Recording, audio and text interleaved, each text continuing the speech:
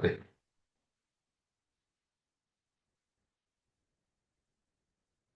Oke, pertama-tama saya memperkenalkan diri dulu. Saya Selendra sebagai Kaprodi dari 3 prodi ya, S2 Sains Komputasi, S2 Nuklir, dan S3 Nuklir. Bapak Ibu mungkin kemarin sebagian ada yang hadir di hari Jumat ya, ada pertemuan dengan Dekanat FMIPA di GKU Timur. Barangkali ada yang hadir, kami para Kaprodi juga hadir semua kemarin di situ. Kemudian untuk berkomunikasi dengan saya, silahkan bisa melalui email ini, prodi.skn@gmail.com. Eh, Silahkan bisa di sini. Sementara ini saya mode komunikasinya hanya email saja, ya. Jadi saya tidak menggunakan Microsoft Teams, jadi silahkan bisa ke email saja. Ini saya cek rutin Bapak Ibu ya, jadi aman. Untuk staf akademik ada Ibu Tik-Tik. Untuk berkomunikasi dengan beliau silahkan bisa menggunakan WA ya. Ini nomor WA beliau. Kemudian ini ada informasi dari fakultas. Beliau akan diganti per Maret 2026. Jadi bertugasnya hanya sampai bulan akhir Februari saja. Kemudian pertemuan kali ini untuk apa ya? Memperkenalkan gitu ya fasilitas atau sistem pelaksanaan perkuliahan terutama untuk mahasiswa baru, para mahasiswa baru. Kemudian juga informasi umum dan ringkas terutama mengenai peraturan akademik, kurikulum, dan film rencana studi yang relevan untuk semua mahasiswa baik baru maupun lama. Nanti sekiranya ada kasus-kasus khusus yang spesifik gitu ya dari Bapak Ibu, saya pikir nanti silakan dapat berdiskusi langsung dengan saya, baik melalui email maupun bertemu ya.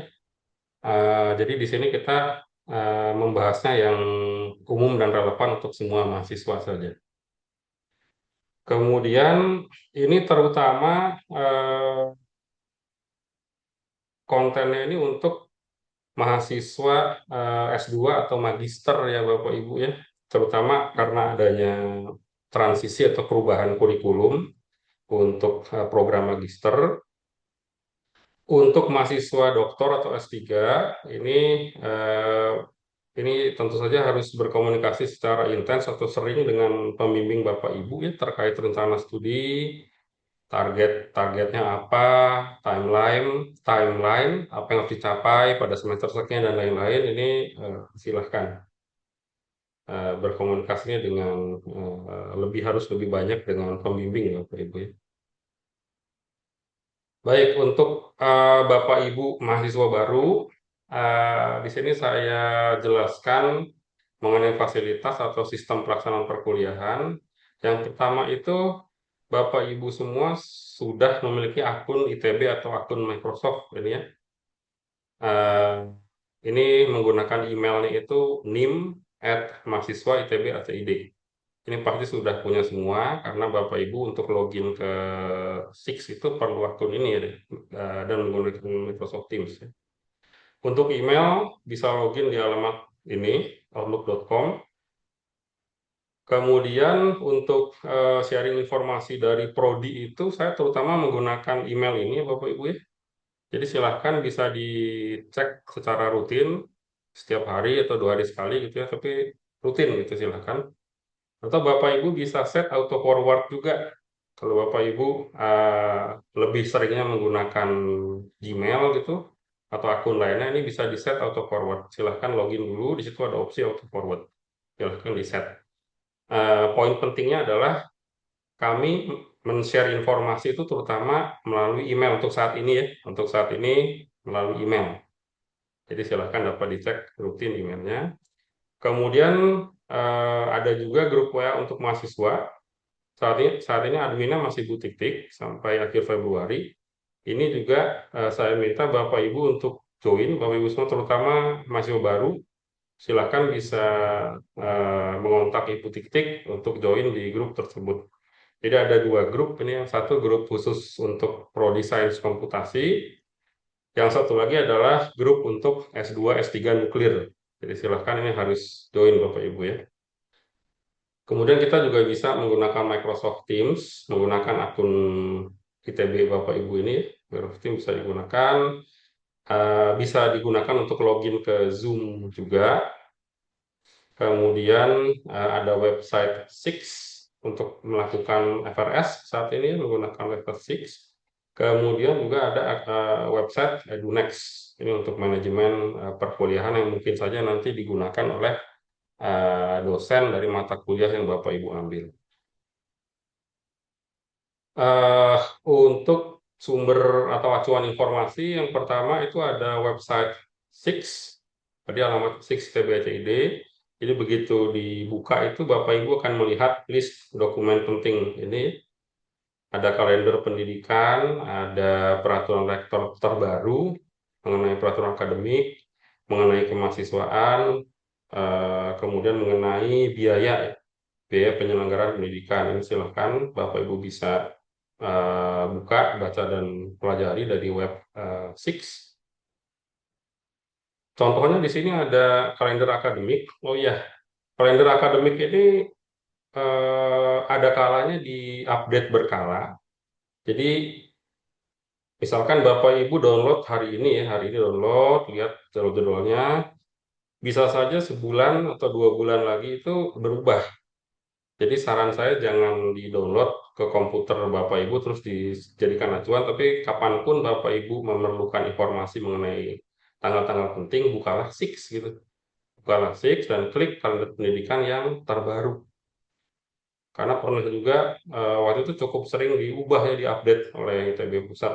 Jadi lebih baik jangan di-download kemudian disimpan, tapi langsung saja diklik sini dari web Six mengenai kalender pendidikan. Ini kalender pendidikan yang terbaru. Ini tadi pagi saya lihat ya, saya download tadi pagi. Jadi di sini bisa dilihat contohnya untuk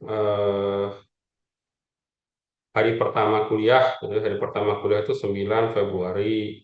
Kemudian nanti ada periode PRS itu dari 3 Maret sampai 6 Maret dan seterusnya. Kapan ujian tengah semester, periodenya kapan, jadwal UAS kapan, seluruhnya ada di sini. Jadi kapanpun Bapak Ibu memerlukan informasi mengenai timeline, silakan buka kalender akademik di web Six, seluruhnya lengkap ada di sini. Semester depan itu yang akan dimulai tanggal 9 Februari ini, kita menyebutnya semester genap tahun 2025. Kemudian berikutnya terkait kurikulum magister. Ini relevan untuk mahasiswa baru dan mahasiswa lama. Jadi kalau sejarahnya itu kita ada kurikulum 2019 dulu itu ya kurikulum 19. Kemudian diperbaharui menjadi 5 tahun kemudian menjadi kurikulum 2024 atau kur 24. Eh, Kur 24 inilah yang akan digunakan di semester genap 2025. Di mana syarat lulusnya itu 54 SKS dalam 4 semester. Kemudian yang terbaru itu sebenarnya ada kurikulum 2024 revisi. Tapi ini saya cek di Six itu oleh adminnya dinamai kurikulum 2026, kur 26. Jadi ini sebenarnya hal yang sama Bapak Ibu ya, kurikulum 2024 revisi itu sama dengan kurikulum 2026. Ini di Six-nya tertulisnya demikian.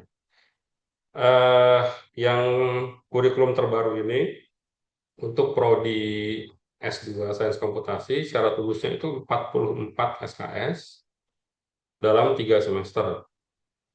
Untuk S2 nuklir syarat lulusnya 42 SKS dalam 3 semester. Kurikulum terbaru ini akan mulai digunakan di semester ganjil 2026. Jadi bukan yang mulai 9 Februari itu bukan. Yang 9 Februari kita akan gunakan yang kurikulum 2024 ini masih gunakan yang ini. Kemudian nanti akan ada periode transisi kurikulum. Ini kita semua masih menunggu arahan dan petunjuk teknis dari pusat mengenai ketentuan bagaimana melaksanakan proses transisi kurikulum ini. Gitu. Oke, berikutnya ini para mahasiswa Magister Sains Komputasi silahkan dapat memperhatikan dengan seksama. Di sini saya perlihatkan kurikulum 2024 yang masih akan dijalankan semester depan ini ya 9 Februari. Jadi sebenarnya ada 4 jalur studi kalau berdasarkan dokumen kurikulum, tapi yang dua ini basisnya kerjasama ya.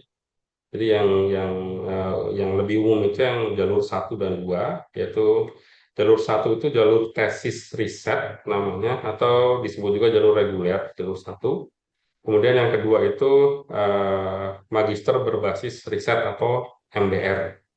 Jadi yang hijau ini jalur reguler, yang sebelahnya jalur MDR.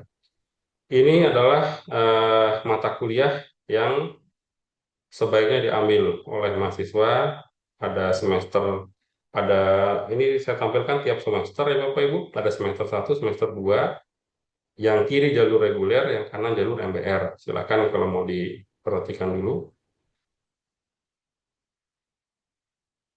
Jadi Bapak Ibu para mahasiswa baru Sains Komputasi silakan bisa mengambil kuliah yang jalur reguler ya, metode sains komputasi, pemrograman lanjut, metodologi penelitian dan literasi digital, AI dan etika akademik.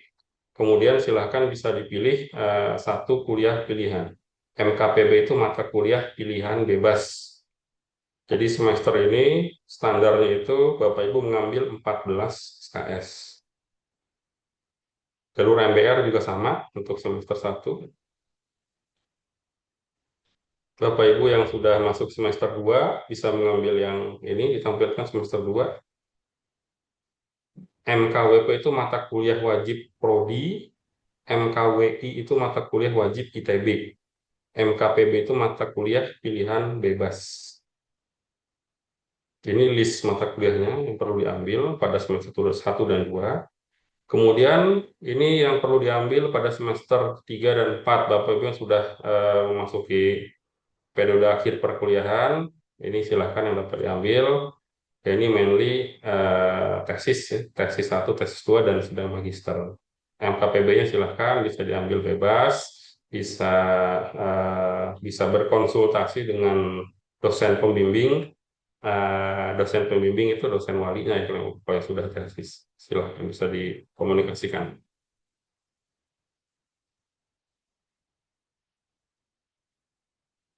Baik, berikutnya untuk Bapak Ibu mahasiswa S2 nuklir. Untuk mahasiswa baru silahkan bisa diambil nuklir itu MKWP-nya cuma ada dua mata kuliah, MKWP wajib prodi, yaitu sistem energi nuklir dan aplikasi sistem nuklir, masing-masing 4 SKS. Kemudian untuk semester satu silahkan diambil literasi digital dan metodologi penelitian dengan total 13 SKS. Standarnya ya, apakah boleh lebih? Boleh saja kalau Bapak Ibu menginginkan. Tambah satu lagi MKPB itu boleh. Ini yang kiri, sorry.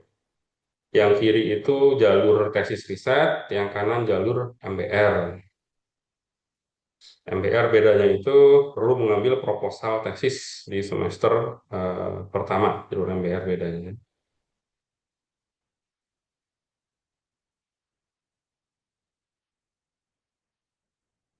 Eh, ini untuk semester 3 dan 4.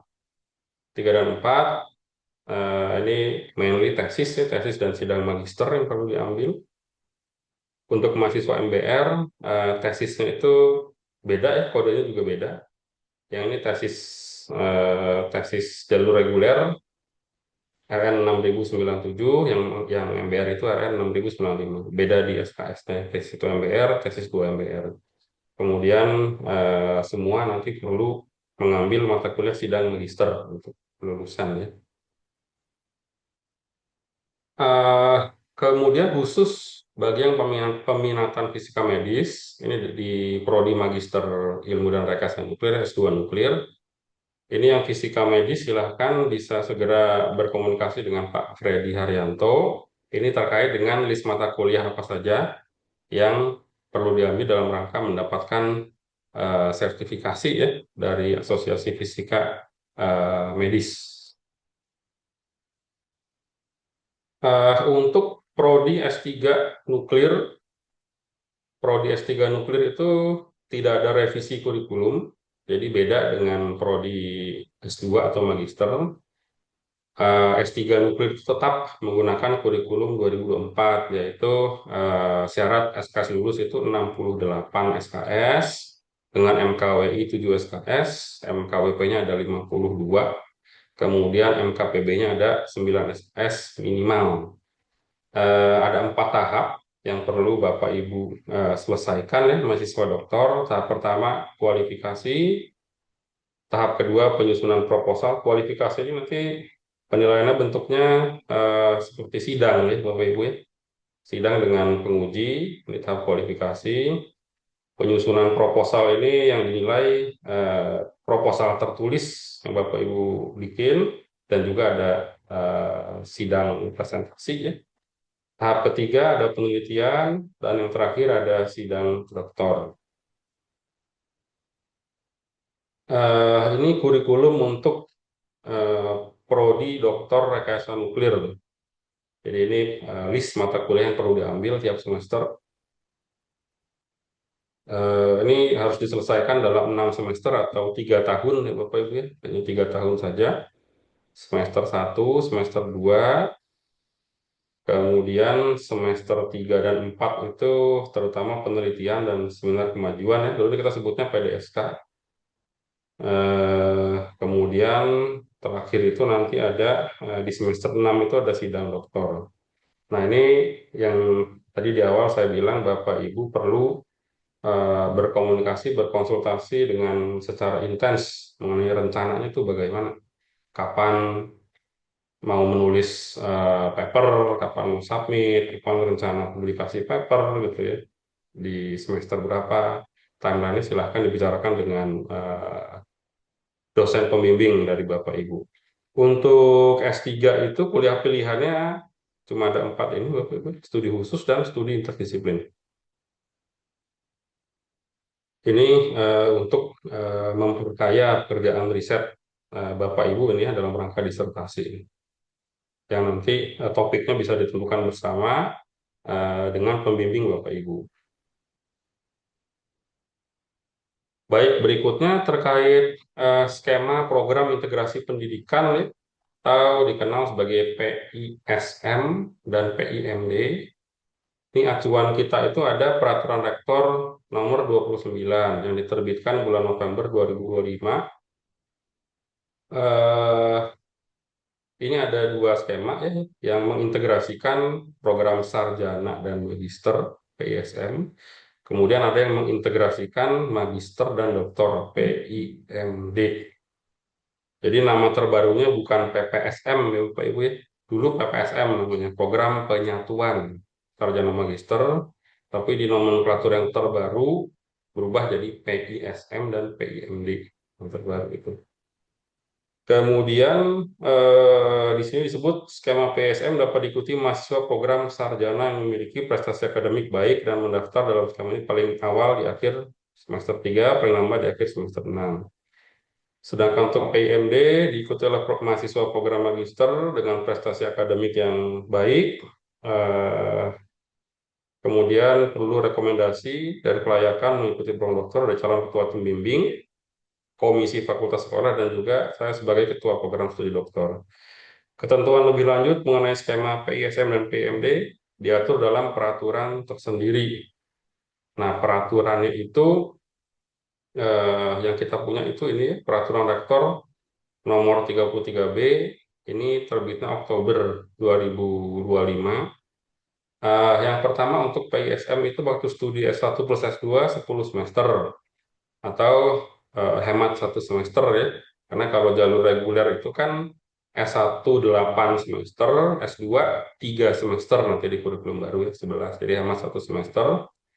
Mahasiswa S1 mengambil antara 9 sampai 18 SKS mata kuliah S2, boleh MKWP atau MKPB pada semester 7 dan 8. Jadi ini di akhir periode program sarjana yang bersangkutan. Eh, Program ini berlaku untuk jalur S2 tesis riset saja. Jadi tidak MBR tidak bisa, hanya S2 reguler ini ya. Kemudian nanti tesis magisternya itu merupakan pengembangan dari TA sarjana. Jadi istilahnya harus nyambung antara TA sarjana yang sekarang dengan tesis magister yang nanti, gitu. Kemudian kita punya acuan juga, ada surat Wakil Dekan Akademik FMIPA nomor 3074 yang terbit bulan Agustus 2025. Ini spesifik ya, diatur bahwa mahasiswa S1 itu mengambil minimal 15 SKS. Jadi di sini disebutnya 9 sampai 18. Oleh WDA FMIPA dibuat fix angkanya minimal 15 SKS, bukan 9. Mata kuliah S2 pada semester 7 dan 8 program studi S1. Kemudian berikutnya untuk PIMD, acuannya Peraturan Rektor nomor 33B terbit Oktober 2025. Waktu studi S2 plus S3 itu ditargetkan 8 semester. Jadi kalau reguler kan S3 6, S2-nya 3 ya, 9 semester. Jadi ini juga bisa hemat 1 semester. Mahasiswa S2 mengambil 6 sampai 18 SKS mata kuliah S3. Boleh MKWP maupun NKPB selama masa tempuh S2. Berlaku untuk jalur S2 tesis riset saja. Jadi MBR tidak bisa juga. Disertasi S3 merupakan pengembangan dari tesis S2. Acuan berikutnya ada surat WDA yang tadi masih sama, nomor 3074 Agustus 2025. Calon peserta PIMD itu harus menyelesaikan tahap kualifikasi dan proposal penelitian program doktor di akhir tahun kedua saat yang bersangkutan menempuh program magister ya. Ini di antara Bapak Ibu, saya notice ada beberapa peserta PIMD ya. Jadi ini aturannya, acuan-aturannya kita gunakan. Demikian ya yang perlu saya sampaikan. Silahkan kalau ada pertanyaan.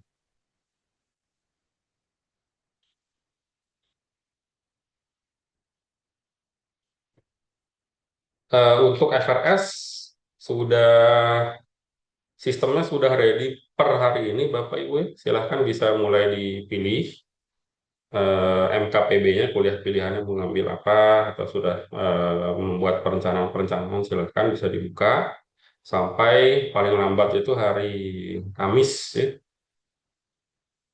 Yang Bapak Ibu yang sudah memiliki calon pembimbing, silahkan bisa juga mulai berkomunikasi, berkonsultasi sebaiknya mengambil kuliah apa saja gitu di semester ini gitu ya. Silahkan Ibu Nailatus Sadah ya, silahkan. Baik, terima kasih Pak. Bapak mau menanyakan berarti untuk semester ini kami dari mahasiswa dokter rekayasa nuklir Pak doktoral, berarti kami mengambil mata kuliah wajib untuk 1 semester, sedangkan untuk pilihannya bisa diambil semester ini atau semester berikutnya begitu ya Pak ya? Ibu ini prodi S3 nuklir, Betul Pak. bukan PIMD ya, memang S3 biasa. Bukan, iya S3 Ya, biasa Pak. S3 biasa tadi Bu. Iya, Eh, betul. nah ini ya, ini Ibu mahasiswa baru nih. Betul Pak. Ya, berarti ini Bu yang diambil Bu. Oh, baik. Oh iya, baik. Baik, terima kasih banyak Pak. Ya, Bu. Punten Ya, satu lagi Pak. ya Tadi berarti silakan. untuk mata kuliah pilihannya berarti kan tetap harus diambil minimal 9 itu ya Pak ya? Betul, betul Bu. Oh iya, berarti itu mungkin bisa di semester berapapun saat ada mata kuliah tersebut gitu ya Pak ya? Betul Bu. Oh iya, baik. Semester 1 sekarang pun boleh Bu ya. Oh iya, Untuk baik. S3 ini selalu dibuka setiap semester Bu ya.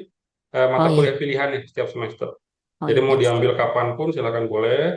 Jadi setiap mahasiswa S3 bisa membuat perencanaan yang baik, yang matang ya. Di semester sekian saya mau fokus mengerjakan apa. Semester sekian mau fokus apa. Nanti saya semester akhir pokoknya saya hanya mau fokus nulis disertasi, misalkan silakan direncanakan bersama dengan pembimbing Ibu. Oh iya, baik. Terima kasih Pak. Ya baik Bu. eh ini tadi, bentar ini yang duluan itu,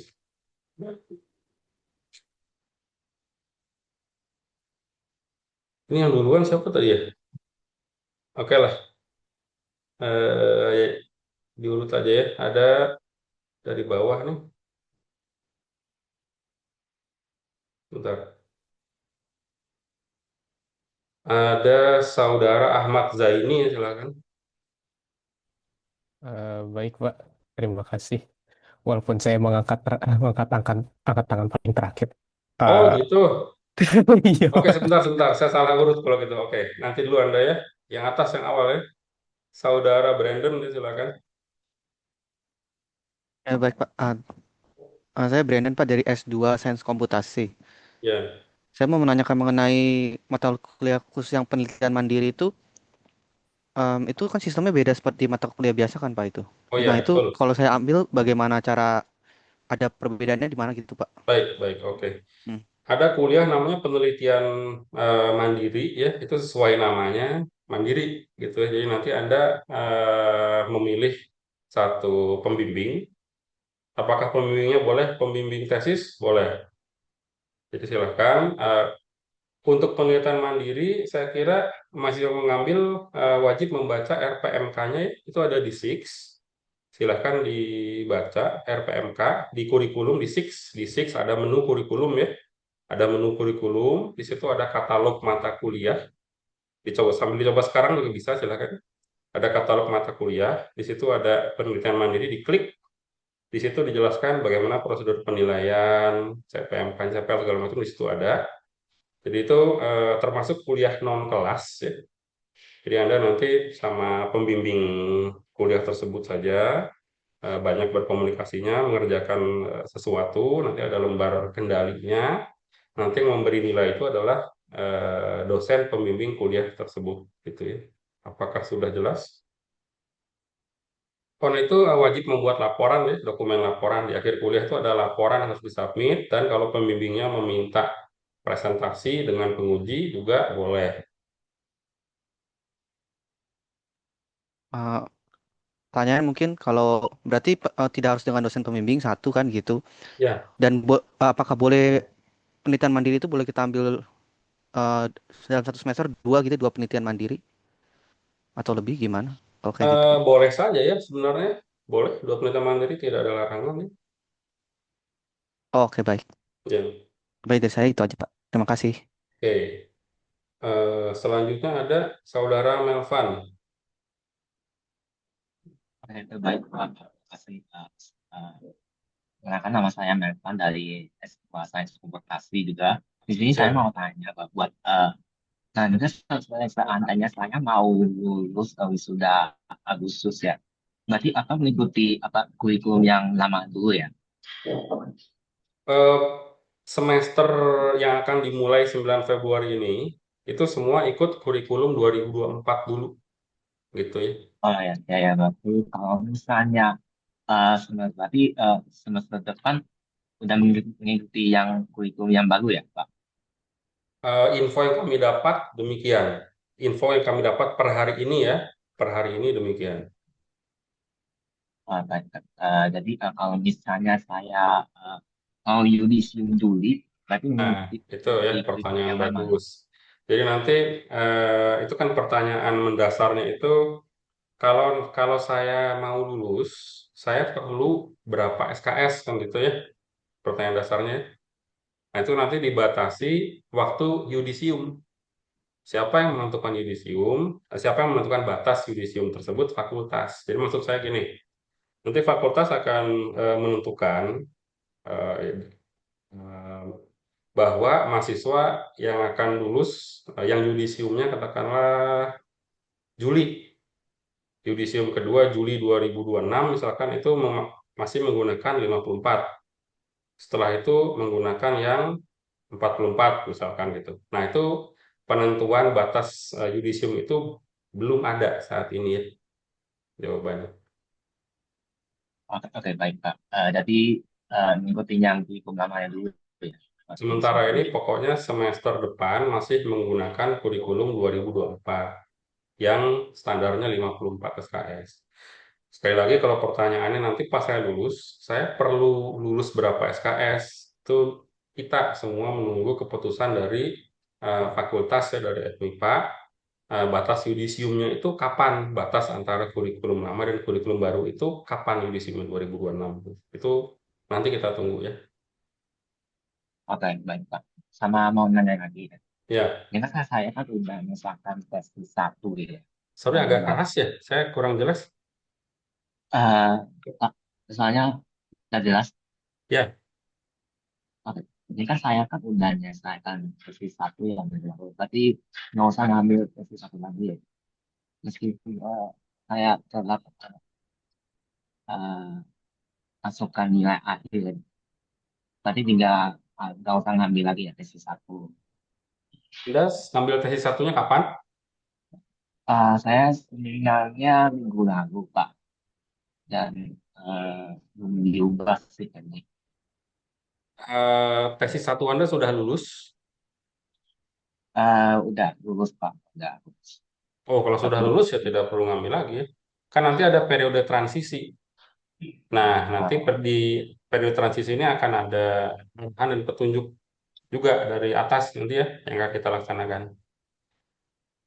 berarti Mas kalau nggak sudah usah. lulus tesis tesis menggunakan kurikulum 2024 ya nggak usah ngambil lagi nanti di kurikulum 2024 revisi ya nggak perlu ngambil lagi dong. Berarti Itu pasti nanti ikut aturan transisi yang langsung ditransfer gitu ya. baik, baik, baik. Berarti oh, untuk semester depan tinggal tesis dua ya yang saya ngambil. Iya bisa. Oh kuliah MKWP ini sudah diambil semua. Anda angkatan berapa? Dua 2025. Saya ini sisanya mata kuliah pilihan doang ya Pak. Anda angkatan 2025 berarti sudah menyelesaikan 2 semester. Saya aku kan fast track ya Pak. Karena ini baru satu semester yang jadi. Berarti anggapnya semester tiga ya saya. Dan semester depannya rencananya mau lulus Pak. Ya. Anda sudah selesaikan berapa semester? Baru satu ya Pak. Oh baru Mas, satu, baru semester kemarin. iya, Anda apakah program PISM atau reguler? program fast track Pak. Oh Bukan, PISM ya, oke. ya, Ya ya. Jadi semester depan tinggal ngambil tesis 2 ya. ya Pak. Anda dulu pas S1 sudah lulus beberapa mata kuliah S2 gitu ya? Ya Pak, termasuk Oke ya, ya proposal betul tesis betul. sama tesis satu juga ngambil. Ya demikian ya. Baik, baik Oke, Pak. Cukup saya kasih aja. Terima kasih. oke. Eh, berikutnya itu ada Saudara Sultoniah ya. Baik, terima kasih Pak. Saya ada beberapa pertanyaan. Baiknya disampaikan satu persatu atau langsung semuanya. Boleh coba tuh satu. Oke, sebelumnya perkenalkan saya Sultania, mahasiswa S1 Fisika yang sedang mengikuti PISM. Eh, yang pertama, terkait dengan mata kuliah untuk S2 nuklir, setelah saya mendengar tadi hanya disebutkan MKWI-nya saja, apakah ada ketentuan batas minimum untuk pemilihan mata kuliah pilihan bebas ataupun pilihan dalam untuk syarat lulusnya? ISM itu saya tampilkan lagi ya. Nah ini ya PSM ya. Jadi untuk PSM itu mahasiswa S1 mengambil di peraturan rektornya 9 sampai 18, tapi di peraturan WDA minimal 15 ya. Jadi silakan Anda ambil 15 SKS mata kuliah S2 nuklir, boleh MKWP, boleh MKPB gitu. Kalau dari sisi misalkan tadi itu pada saat pemaparan mengenai dokter kan ada minimal MKPB-nya 9 SKS dan lain sebagainya sebagai batas syarat lulus nantinya itu apakah ada Pak, selain di 42 SKS untuk lulus keseluruhan? Anda PISM atau PIMD? Saya PISM. Ya, berarti Anda nanya yang magister. Ya, Sekarang Anda masih S1. ya. Ya, pertanyaannya harus ngambil berapa SKS? 15 SKS, jawabannya boleh MKWP, boleh MKPB gitu. Bukan Pak. Pertanyaannya apakah ada kategori SKS nantinya ketika saya lulus, bahwa misalkan ketika di S1 saya itu kan mata kuliah pilihan bebasnya itu minimal 9, kemudian mata kuliah pilihan dalam itu minimal 15 SKS dan lain sebagainya. Apakah hal itu juga ada di S2 nuklir ini?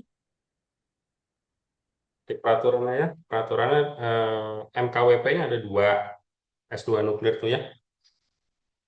MKWP-nya ada 2, di kurikulum lama itu masing-masing 4 SKS, tapi di kurikulum baru masing-masing 3 SKS. Itu MKWP. Kemudian nanti detailnya ada namanya kuliah capstone ya yang harus dipenuhi sekian SKS. Capstone itu ada tesis, itu tesis 2, sidang magister dan lain sebagainya. Jadi ada beberapa syarat ya. Tapi kalau untuk kasus Anda, berarti Anda nanti tampaknya akan ikut yang syarat lulus 44 SKS ya, bukan yang 54. Karena kan Anda baru mulai S2-nya berarti semester ganjil 2026 ya. Iya, Ya, Pak. ya. Jawabannya begitu kurang lebih. Oke, baik. Terima kasih, Pak. Kemudian selanjutnya, jadi setelah berdiskusi dengan pembimbing saya tuh berencana untuk lulus di semester ganjil 2026 ini. Dalam artian berarti saya hanya menambah 1 semester untuk program PISM saya ini. Nah, apakah ada batasan dalam pengambilan mata kuliah proposal tesis maupun tesis 1 atau tesis 2 secara bersamaan dalam 1 semester, Pak? Kita tidak ambil proposal tesis, karena proposal tesis itu khusus MBR, sedangkan PISM itu hanya bisa jalur reguler, tidak bisa MBR.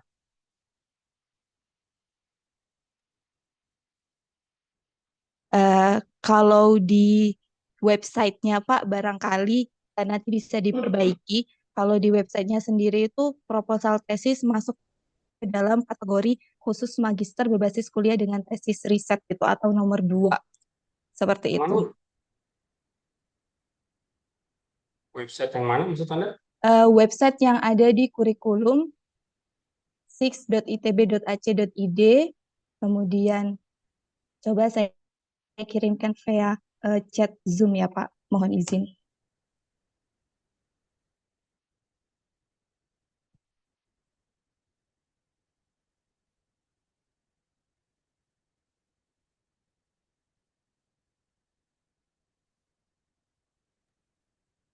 Jadi di bagian semester 2 itu ada proposal tesis di 4 SKS. Berarti kalau misalkan memang seharusnya saya tidak perlu mengambil proposal tesis ini, berarti saya cukup untuk mengambil tesis 1 dan tesis 2 ya Pak. Itu kan nanti, tapi ngambilnya pas Anda S2 ya. Oh, berarti ketika saya Kan di bukan pas Anda semester, S1 Anda ngambil tesis kan? berarti ketika di semester 8 itu saya belum bisa mengambil mata kuliah tersebut ya Pak. Belum tesis, belum bisa tesis. Oke. Tesis Baik, diambilnya kalau pas misal Anda S2. Baik, kalau misalkan pada saat semester ganjil 2026, saya mengambil tesis 1 dan tesis 2 secara bersamaan dalam 1 semester, apakah diperbolehkan? Bicara dengan pembimbing Anda dulu untuk hal tersebut ya. Secara administratif berarti tidak ada masalah ya, Pak? Eh, tapi Kaprodi berwenang membatasi ya, Kaprodi ya, setelah berdiskusi dengan pembimbing mahasiswa yang bersangkutan. Demikian juga dosen wali ya. Kalau dosen walinya tidak menyetujui, dosen wali Anda bilang Anda mengambil tesis tersebut, atau dosen walinya tidak menyetujui, ya nggak bisa, gitu ya. Itu fungsi dosen wali kan ya, mengontrol mahasiswa. Oke, baik Pak. Terakhir pertanyaan saya, mungkin boleh diluruskan kembali. Jadi sebenarnya saya sudah sempat mendengar bahwa saya kan masuk ke dalam kategori reguler, di mana kategori yang kedua yaitu khusus berbasis kuliah dengan tesis riset. Nah, sebenarnya kan ada diskusi dengan saya dan pembimbing saya mengenai bagaimana jika ketika S2 nantinya saya menggunakan skema pendanaan dari BRIN terkait degree bar research, di mana itu tuh harus ke dalam kategori MBR. Nah, karena Berarti PISM itu hanya S2-nya S2 reguler bukan MBR. Serta PISM itu ada di peraturan rektornya. Sedangkan DBR BRIN itu mengharuskan mahasiswanya MBR. berarti tidak bisa ya Pak. Satu-satunya Ya, skema yang bisa saya ajukan yaitu GTA 100. ya, yes. Oh, oke, baik. Sudah cukup menjawab. Terima kasih banyak Pak. Oke, oke, baik. Eh, Berikutnya ada Saudari Fitri ya, silahkan. Ya, baik Pak. Selamat sore Pak. Perkenalkan saya Fitri Susanti. Saat ini saya di semester 4 dari S2 Ilmu dan Rekayasa Nuklir. Bapak untuk di pertemuan awal semester lalu itu kan ada penjelasan untuk syarat lulus itu selain harus memenuhi batas minimal SKS, itu kan ada syarat paper ya Pak untuk kelulusan. Nah, dalam slide presentasi Bapak itu tadi belum dijelaskan. Nah, apakah untuk syarat kelulusan paper ini masih berlaku atau tidak ya Pak? Terus bagaimana ketentuannya Pak? Ini reguler apa MBR? MBR Pak. Oh, MBR. Oke. MBR itu kemarin sudah sempat dibahas juga ya dengan KPPS. Untuk hal ini saya perlu konfirmasi dulu ya. Syaratnya sebenarnya bagaimana yang akan diterapkan KPPS mulai semester depan gitu ya. Oh, eh, jika misalnya saya ingin mengikuti sidang magister di semester ini ya Pak, ini kan karena sudah semester 4. Kalau sebelumnya kan itu syaratnya paper itu harus accepted. Nah, kalau kemarin untuk yang eh, kak- kakak kelas ini kan katanya boleh under review begitu Pak. Nah, ini apakah ketentuannya memang sudah berubah, Pak? Tidak harus Betul, accepted, betul. tapi boleh Ada under review. perubahan. Betul, betul ada perubahan. Kemarin dibicarakan, tapi untuk memastikan saya nggak akan jawab di sini ya. Saya konfirmasi dulu. Anda tulis email ke saya.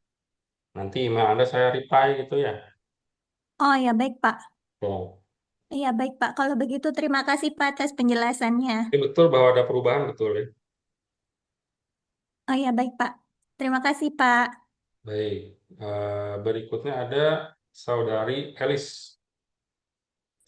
Baik, selamat siang Bapak. Selamat siang. Perkenalkan saya Elisa Agustiana dari S3 Rekayasa Nuklir ya Bapak. Izin bertanya Pak, Eh, terkait mata kuliah yang diambil saya kan semester 2. Nah, itu tadinya mau ambil studi khusus 1 ya Pak. Nah, mungkin saya tertinggal Pak karena saya terlambat tadi ikut eh, pertemuan Bapak. Nah, izin bertanya itu untuk studi khusus 1 dan studi khusus 2 apakah boleh diambil bersamaan? Kemudian pertanyaan yang keduanya, eh, untuk pembimbingnya apakah boleh promotor begitu Pak? Boleh diambil bersamaan. Saya harus tanya dulu pembimbing Ibu gitu ya. Oh, oke. Saya harus tanya dulu. Kan yang paling tahu tiap mahasiswa itu kan dosen pembimbing ya, bukan kaprodi. Betul. Nah, nanti saya harus tanya dulu kira-kira bagaimana menurut Bapak gitu. Saya harus tanya dulu jawabannya. Oke, Ya. baik Bapak.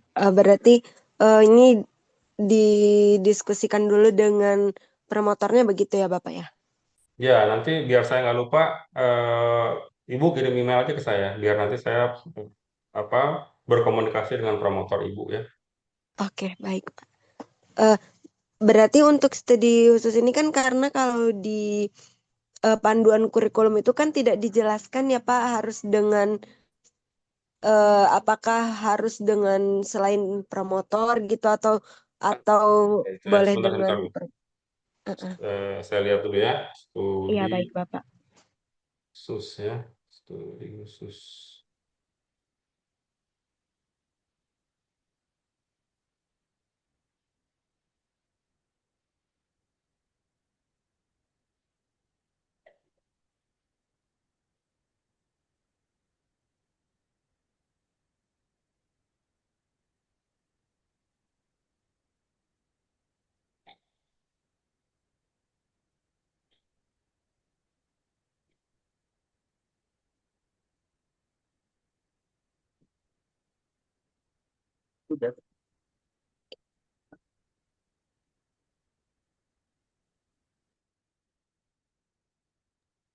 Untuk pembimbingnya tidak harus sama, boleh beda dengan promotor, Bu ya. Ah, oke. Kemudian Eh, untuk detail aturan bahan kajian, kemudian CPL, CPMK, itu mm-mm. bisa dilihat di SIX, Bu ya, di kurikulumnya. Ah, ya. Baik, Bapak. Berarti tidak ada aturan khusus siap dengan siapa gitu ya, Pak ya? Siapa saja. Di sini kalau Ah, saya oke. baca, tidak disebut bahwa pembimbing studi khusus harus pembimbing disertasi gitu, tidak ada statement itu ya, kalau saya baca. Oke. Baik, Bapak. Terima kasih, Bapak. Baik. Berikutnya ada Ibu Hani ya. Silakan Bu. Maaf Pak, Hani. ya izin bertanya Pak. Oh, sorry, sorry. Bapak Hani ya. Baik, baik. Ya, Ya, saya dari program Magister Sains Komputasi Pak, jalur reguler. Izin ya, bertanya baik. terkait mata kuliah pilihan bebas Pak. Ya, Setahu saya kan mata kuliah pilihan bebas bisa diambil dari luar prodi ya Pak. ya, Nah, ya. apakah ada aturan khusus eh, terkait jumlah SKS Tidak ada. yang dapat diambil di luar prodi gitu buat syarat kelulusan? Oh, sebentar. Ini saya harus buka lagi nih. Ntar ya. Saya lihat dulu. Saya bisa cepat dapat nggak? Eh,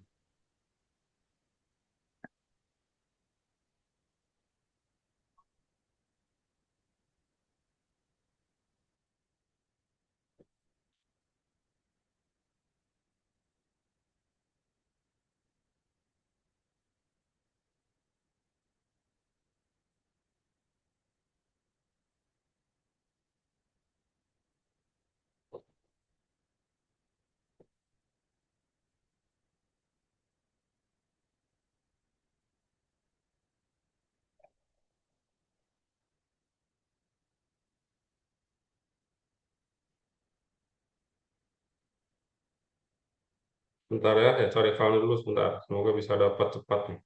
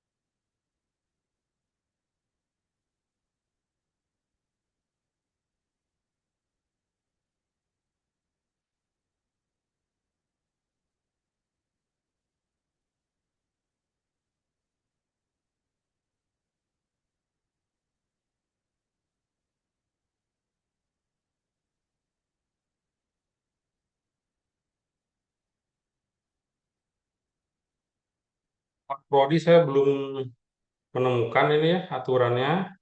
Jadi ini nanti saya coba cari dulu ya yang luar prodi ya. Baik Pak, terima kasih banyak Pak. Ya,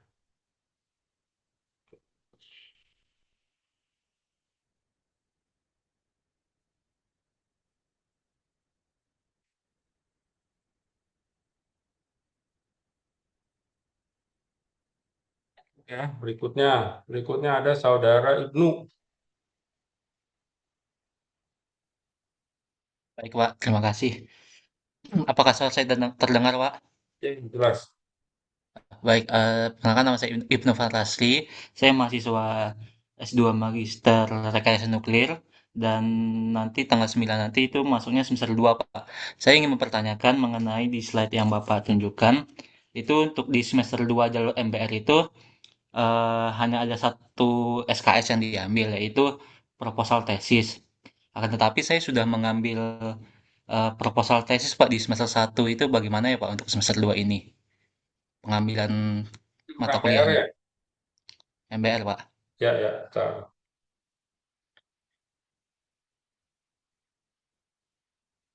Tidak apa-apa ya diambil di semester 1. Jadi Anda sudah lulus proposal tesis.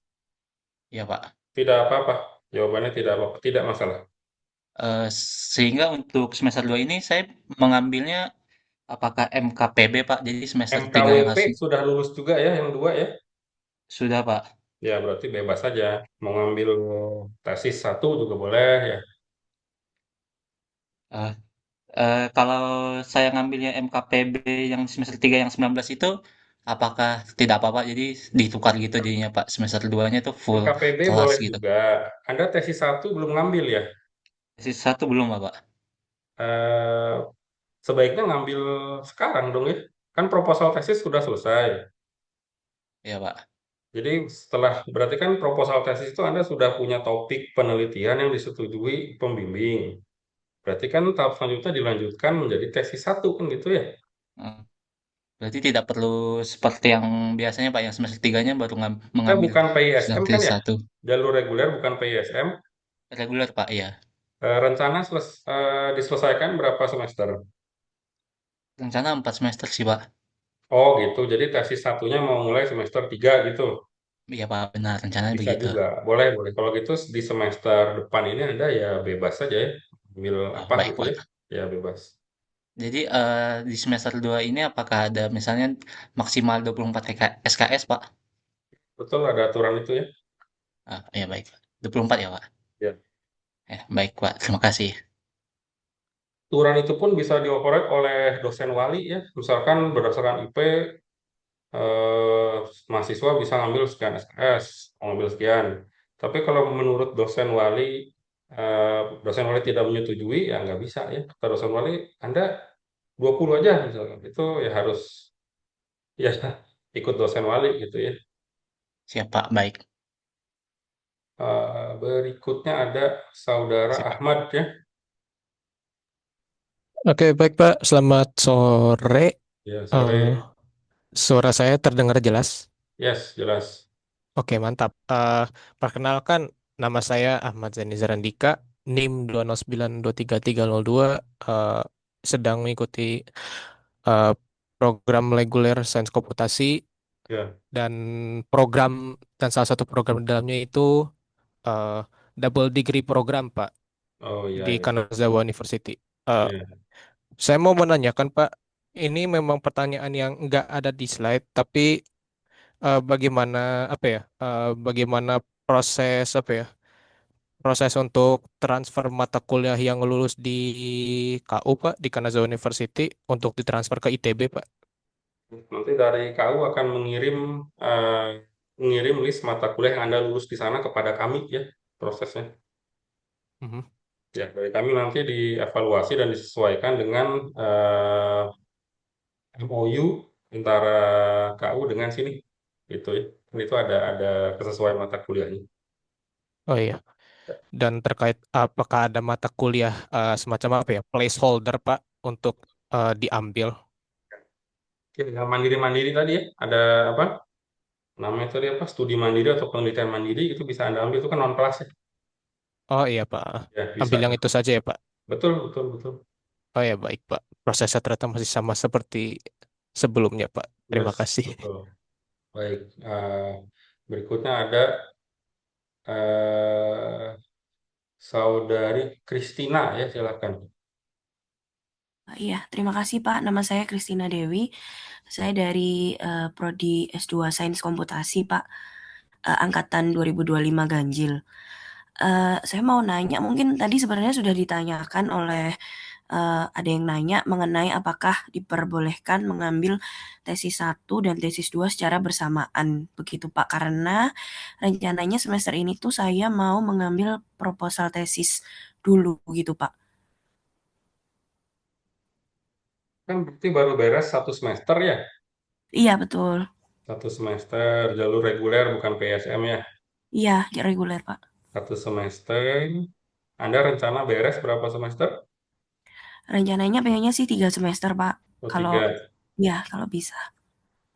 Atau gini deh, dari tadi ada beberapa pertanyaan mengenai apakah boleh mengambil proposal bareng dengan tesis 1, bareng dengan tesis 2, atau bareng Iya, dengan sidang dan lain sebagainya. iya, Eh, oke, saya pikir nanti saya coba perlu dulu diskusi dengan ini dulu deh, dengan tim kurikulum deh, dengan tim kurikulum ya. iya, Sebaiknya bagaimana dengan tim kurikulum? Apakah akan diperbolehkan atau aturannya bagaimana? Jadi saya akan diskusi dulu dengan tim kurikulum, baik sains komputasi maupun tim kurikulum nuklir ya. Nanti hasilnya akan saya umumkan melalui email gitu ya, atau melalui Bu Tik lah ya. iya. Itu dulu sementara paling. Baik, baik Pak. Terima kasih banyak Pak. Baik, next ada Ibu Clarissa ya. Baik Bapak, selamat siang. Ya, Perkenalkan, saya Clarissa Andri Natasha. Saya dari S2 Rekayasa Nuklir. Saya izin bertanya Bapak, eh, untuk penelitian mandiri, saya lihat di SIX itu ada penelitian mandiri 1, 2, 3, 4, dan seterusnya. Itu perbedaannya apa ya Pak? ya, pertanyaan bagus ya. Perbedaannya di outputnya ya. Outputnya ada 7 tuh kan, penelitian mandiri 1 sampai 7 ya. Yang paling low itu penelitian mandiri 1 itu berupa studi literatur. Jadi outputnya itu semacam laporan studi literatur gitu ya. Hal apa saja yang sudah Anda pelajari, sudah Anda dapatkan gitu ya. Jadi itu studi mandiri 1 itu cocoknya diambil bersamaan atau sebelum fotokopi MBR ya, proposal tesis gitu misalnya untuk MBR ya. Itu studi mandiri 1 gitu ya, jelas ya, studi literatur. Yang paling tinggi itu studi mandiri 7, outputnya itu paper di jurnal internasional, outputnya itu ya. Gitu, nanti detailnya ada di situ, harusnya di SIX ya. Jadi kalau nggak salah yang mandiri 1 itu studi literatur, kemudian ada eh, draft paper nasional, draft paper untuk conference kalau nggak salah ya, terus draft paper nasional, draft paper international conference, draft paper internasional gitu. Jadi perbedaannya di outputnya. Detailnya harusnya ada di SIX, tapi saya perlu cek lagi juga. Jadi hati-hati juga mengambil studi mandiri ya, karena outputnya spesifik. Tadi yang bertanya juga tentang apa penelitian mandiri ya, karena outputnya itu spesifik dituliskan, harus sesuai nanti pas selesai itu outputnya apa gitu ya. Baik Bapak, terima kasih atas informasinya. Oke. Terakhir ada Ibu Ulia ya. Selamat siang, Pak. Yes, yang.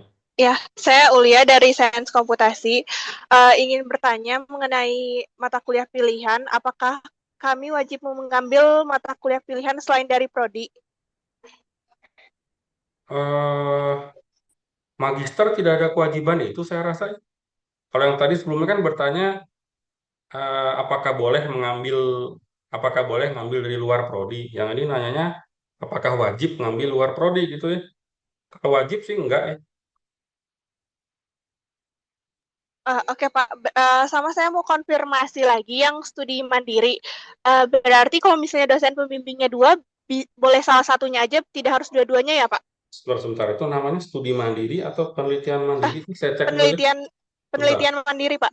Ya, saya cek dulu nih. Nama aslinya itu apa?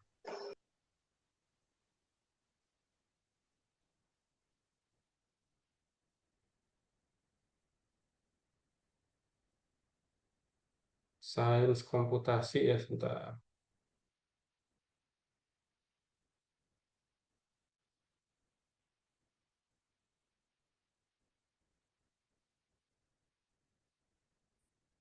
Oke, penelitian mandiri ya. Apa pertanyaannya? Jika pembimbingnya ada dua, yang untuk menjadi penanggung jawabnya hanya satu saja, Pak. Kenapa perlu dua ya? Pertanyaan saya.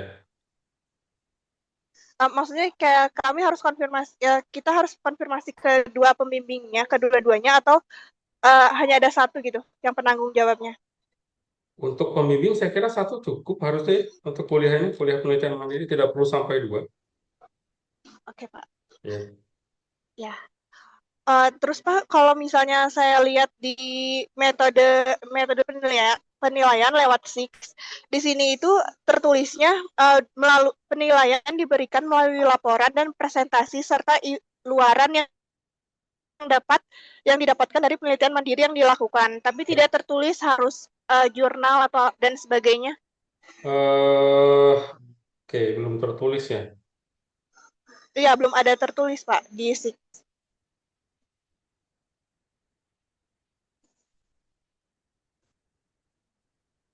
Tertulisnya bahwa bisa berupa laporan, modul, Anda rencana misalkan tapi tidak penelitian wajib mandiri gitu berapa? Pak. Penelitian mandiri berapa? Penelitian mandiri satu. Satu ya, coba nih saya klik dulu satu ya. Penelitian mandiri sains komputasi 1 SK 5081.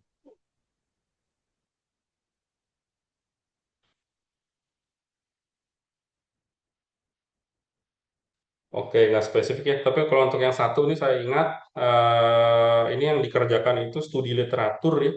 Jadi outputnya itu adalah laporan studi literatur yang satu itu.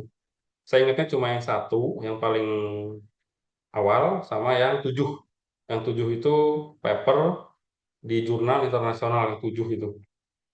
Itu. Jadi kalau satu itu laporan studi literatur jawabannya kalau Anda mengambil yang penelitian mandiri satu ya. Oke Pak. Kalau laporannya ikut template tesis aja ya Pak? Boleh, boleh ya, betul. Boleh. Oke. Terima kasih Pak. Baik. Oh ini ngacung lagi nih, Saudara Ahmad.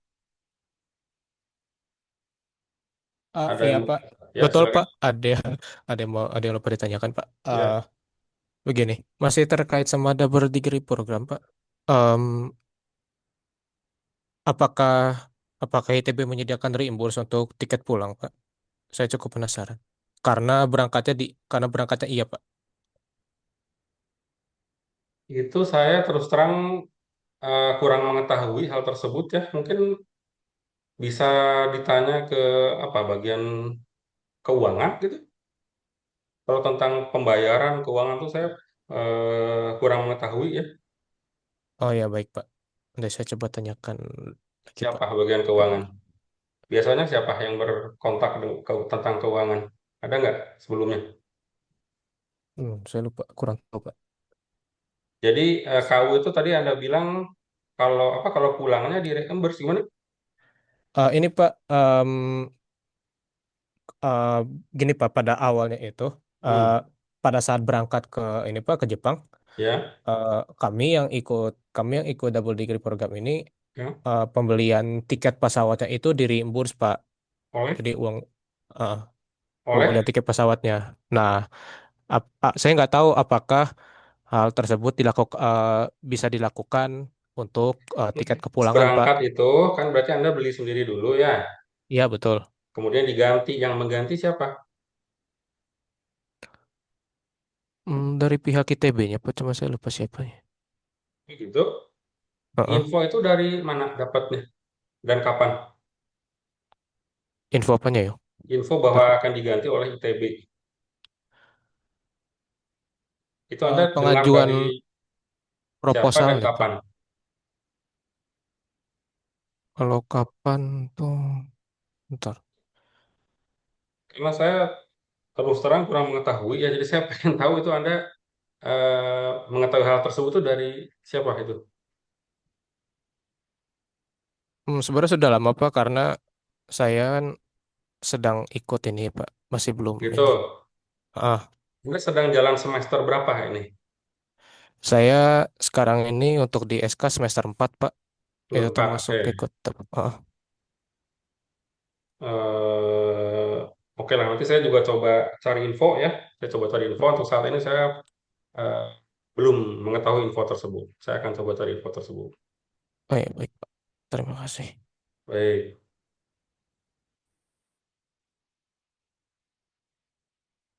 Tampaknya sudah tidak ada yang raise hand tampaknya ya.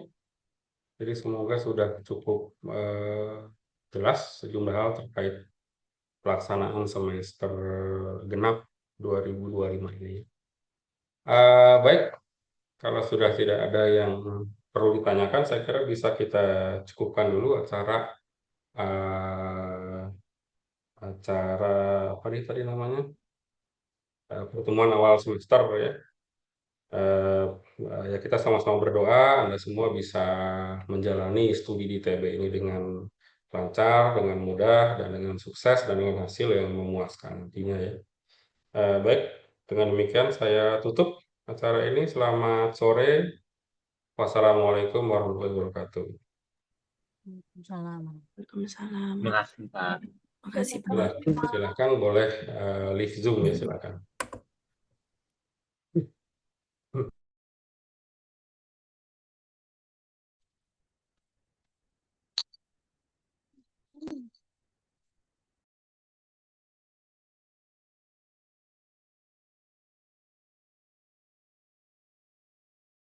Terima kasih, Pak.